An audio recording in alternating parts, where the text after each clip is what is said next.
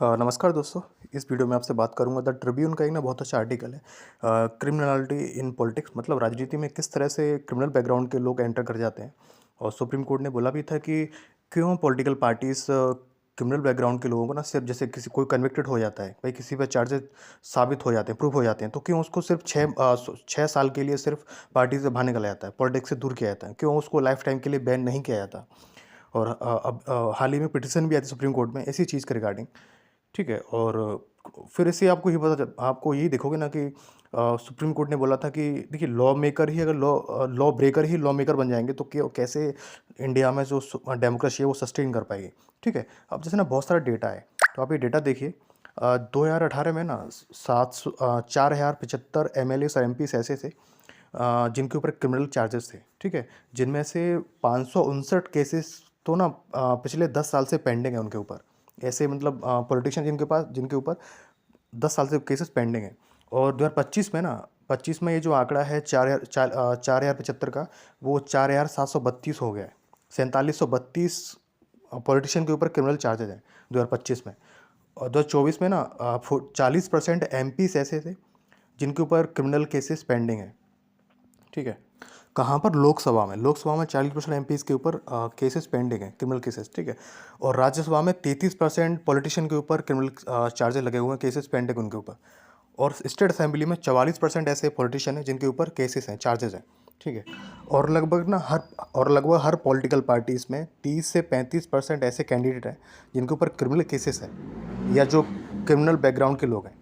ठीक है। तो वो चीज़ है। और सुप्रीम कोर्ट ने हाल ही में पूछा भी था पॉलिटिकल पार्टी से टू आंसर ये मतलब ये कि भैया पॉलिटिकल पार्टीज आप इस चीज़ का आंसर दीजिए कि क्यों मतलब ऐसे कैंडिडेट्स को ना सीट दी जाती है जो क्रिमिनल बैकग्राउंड से बिलोंग करते हैं, क्या रीज़न है इसका।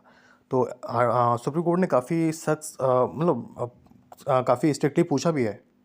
फिर इससे पहले ना सितंबर 2018 में सुप्रीम कोर्ट ने पॉलिटिकल पार्टीज़ को ये भी बोला था कि आप 3 ऐसे मीडियम्स पे, जैसे न्यूज़ चैनल है, टीवी मीडिया है, सोशल मीडिया है, उस पर पब्लिश कीजिए और रीज़न मतलब पब्लिश कीजिए ऐसे लोगों का नाम जो पॉलिटिकल पार्टीज़ में आपके में है और जो जिनके ऊपर क्रिमिनल चार्जेस लगे हुए हैं और या क्रिमिनल केसेस पेंडिंग है, तो उनके आप नाम बताइए।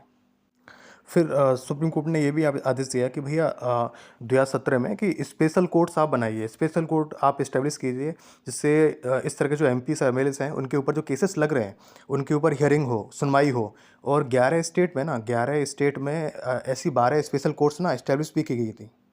और अभी जो 20वीं लॉ कमीशन थी ना, उसकी 244वीं रिपोर्ट आई थी। उस रिपोर्ट में ये बोला था कि भाई जो लोग कन्विक्टेड हैं उन्हीं को मतलब उन्हीं को बैन करने की ज़रूरत क्यों है। जिन लोगों पर चार्जेस भी अगर लग गए ना, तो उनको बैन क्यों नहीं किया जाता चुनाव लड़ने से, उनको इलेक्शन क्यों लड़ने दिया जाता है। मतलब ऐसा नहीं है कि भाई जो कन्विक्टेड हैं, जिनके ऊपर प्रूफ हो चुका है कि भाई वो क्रिमिनल हैं, उन्हीं को आप बोल रहे हो कि आप इलेक्शन नहीं लड़ोगे। लेकिन जो लोग जिनके ऊपर चार्जेस भी लगे हैं, तो आपको उनको भी ना इलेक्शन लड़ने से मना करना पड़ेगा, इलेक्शन लड़ने नहीं दिया जाएगा। ठीक है।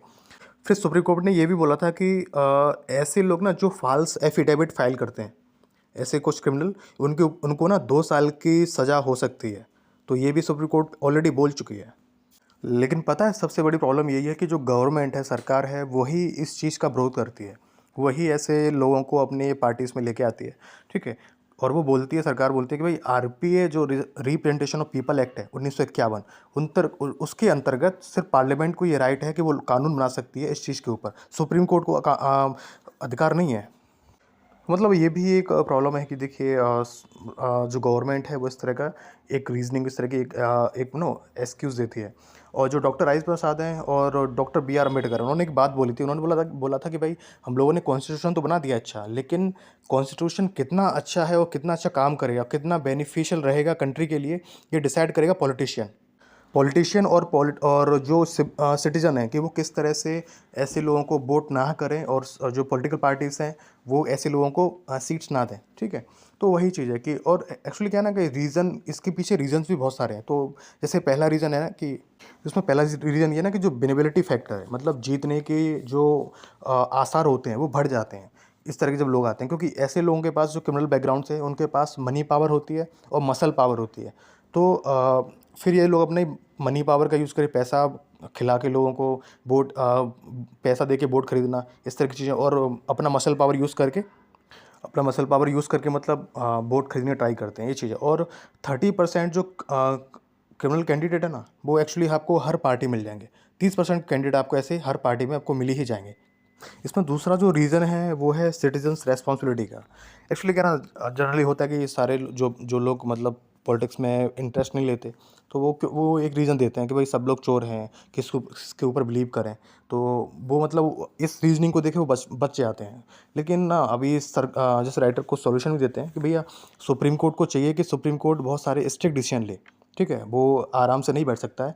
और इलेक्शन कमीशन इंडिया को भी ना कई सारे स्ट्रिक्ट लॉ लेके आने पड़ेंगे, स्ट्रिक्टली बिहेव करना पड़ेगा पॉलिटिशियन के ऊपर, पॉलिटिकल पार्टीज़ के ऊपर, ठीक है। और जो फास्ट ट्रैक कोर्ट्स हैं उनको वो और ज़्यादा इस्टेब्लिश की जाए। सभी 11 स्टेट में 12 फास्ट ट्रैक कोर्ट्स ना ऑलरेडी इस्टेब्लिश कर चुके हैं, लेकिन और भी ज़्यादा बनाई जाए, जिससे इस तरह के जो केसेस हैं ना, उस तरह के जो कैंडिडेट हैं वो जल्दी से जल्दी पॉलिटिक्स से दूर हों। दूसरा ये कि जो लाइफ टाइम बैन है ना इनके ऊपर, वो लगना चाहिए। 6 साल का बैन नहीं लगना चाहिए, लाइफ टाइम बैन लगना चाहिए। दूसरा जो वोटर्स को ना अवेयर करना पड़ेगा कि भाई आप इस तरह के जो कैंडिडेट है उनको वोट मत करो, ये आपके लिए ठीक नहीं है। और एक बार ना जस्टिस मनमोहन उन्होंने बोला था कि अगर इलेक्शन कमीशन को ना स्ट्रिक्टली डिसीजन लेना पड़ेगा। और जो लोग ना मतलब सुप्रीम कोर्ट ने बोला था कि जो लोग गवर्नमेंट जॉब के लायक नहीं है वो लोग मिनिस्टर कैसे बन सकते हैं। सो आप सोचिए समझिए और डिसीजन लीजिए, और अगली बार जब भी वोट करें तो सही कैंडिडेट को वोट करें।